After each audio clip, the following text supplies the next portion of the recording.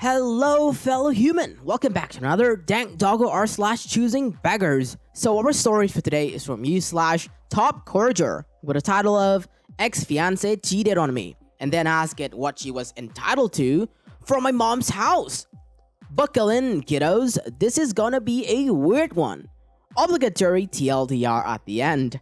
So in my late teens, I met a girl who I swore was the one. At the time, she was the first girl I ever dated that I had actual relationship with. I was young and very naive.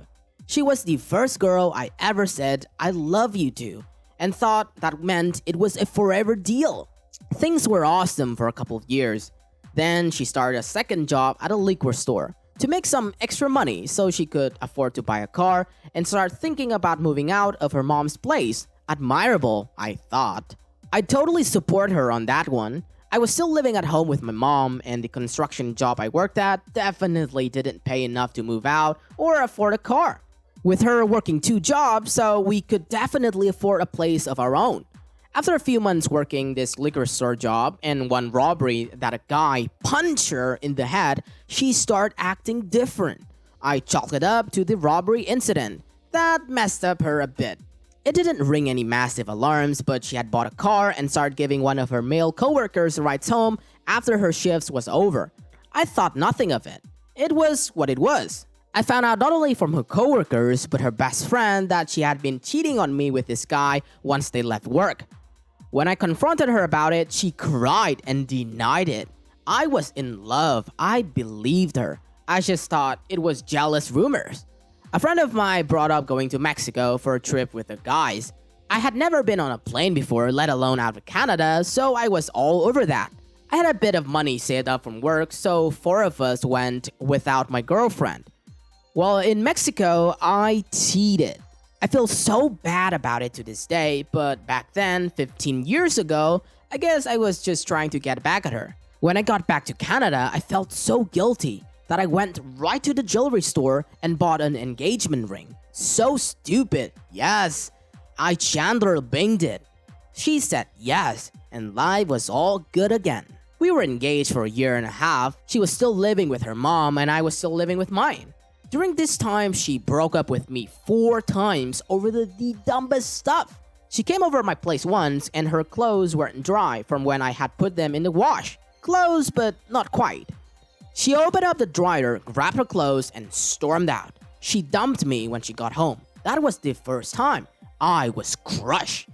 It happened a couple times after that, but they weren't that serious. I wasn't worried. Things went okay after those 3 times. The final time we broke up, I was out of town on a business training course. I called her from my hotel on Valentine's Day asking how she wanted to celebrate. We needed to talk. That's how she started every breakup. By this point, I was done. She said she didn't know if this is what she wanted with her life, yada yada. I agreed. I didn't want a girl who was going to break up with me every time she was upset. I told her to come over when I got back, bring me the ring, and I'll give her whatever she left at my mom's place. Simple, yes? Not so much. This is where she goes stupid. She shows up to my mom's house with her mom in a tow. She gives me the ring, and I hand her some clothes she left, some shampoo, and a copy of the Notebook on DVD that I paid for but didn't want. She looks confused. I asked her what the problem was. She dead butt looked at me right in the face and said, "Shouldn't I get more?" I thought I misheard her. I asked her what she meant. "Well, we were engaged, so I should get more stuff. I'm entitled to have, right?" I burst out laughing. Not even kidding. As heartbroken as I knew I was going to be over the next little while, that was the moment that I had zero love or respect for her. We talked for a bit with her mom. Nobody else was home at my house who also thought she was entitled to more than her belongings. After about 5 minutes of them pointing at things in my mom's place and saying they want it, I kicked them out. My last words to her as she stood by in the front step, looking like she wanted to fix things, was, "Bye, good luck, you're gonna need it, both of you." Bullet successfully dodged. Wow. To this day, that still floors me.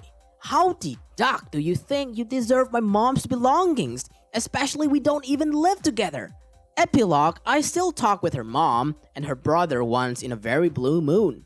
My ex is now a fentanyl-addicted prostitute who is in and out of prison and living on the street. When we were together, she was mildly straight edge, even refused to try grass with me, and rarely drank. When her brother tells me stories of finding her sleeping in the alleys and complaining about the government spraying meth in the air to kill homeless people, it floors me. She also talks extremely ghetto, which is extremely weird because she was pretty proper when we were together. I always wonder what would happen if I saw her working at a street corner. At this point in life, I'd probably feel nothing but pity for her. That's about it. I still can't fathom how the hell she laughed as hard as she did. Unfortunate. TLDR, got engaged super young to a girl I thought was the one. She cheated, I cheated. I still lived at my mom's, she still lived at her mom's. When we split up, she and her mom thought because we were engaged, she was entitled to my mom's property. Also thought of a hilarious tidbit that I figured I'd share. This girl could not drive. She bought a piece of crap car, a maroon color POS, and drove it for maybe a month before she crashed it. Her insurance company got her a rental car, which she proceeded to drive into a pole in the first week. They refused her a rental after that, I believe. When she got back her car from repairs, she drove it for maybe a little over a month and crashed it again. After that, her insurance companies raised her premium so high that even Bill Gates would rethink mass transit. She had to park the car after it got repaired the second time. It sat outside of her mom's townhouse for God knows how long. A friend of mine that lived across from her told me that she saw my ex almost every night come home from work, start her car, sit in for a while, shut it off, then go inside. At least she wasn't crashing it anymore.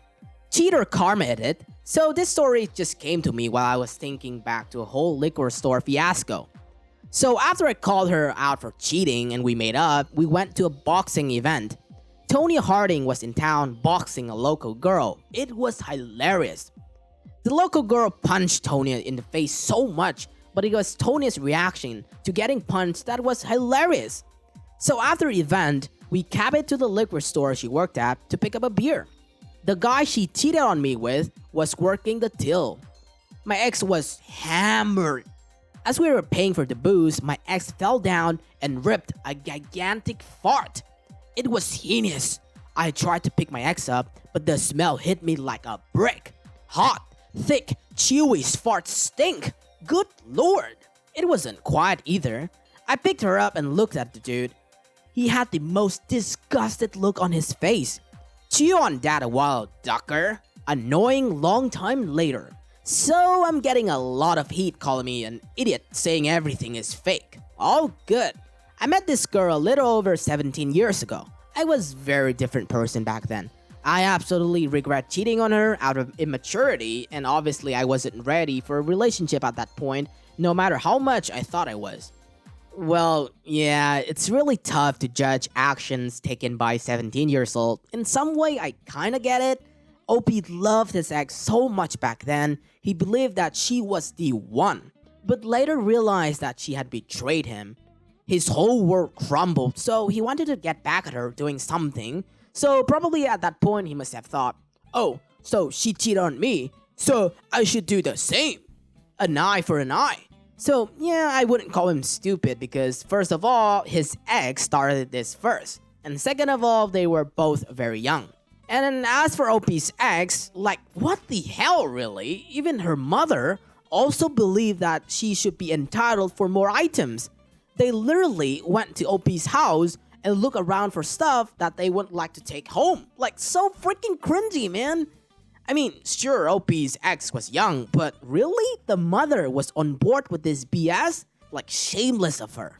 It's interesting that there was a lot of what-if moments in the story. If OP's ex didn't cheat on him, would she still be living on the street right now? I mean, it's hard to change human nature.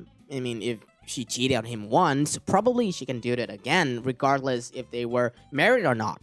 and I assume that marriage wouldn't last over a year before they file for a divorce. So I guess it's her destiny to be living on the street. That's it for today, fellow humans. Thanks for watching. Dank Doggo appreciates your time. If you enjoy our content and want to see more of us, stay tuned and subscribe. Don't forget to smash that like button or Doggo will cry. Also, you can always tell us your Doggo comments, your experiences in the comment section. I'll catch up with you guys later in the next video.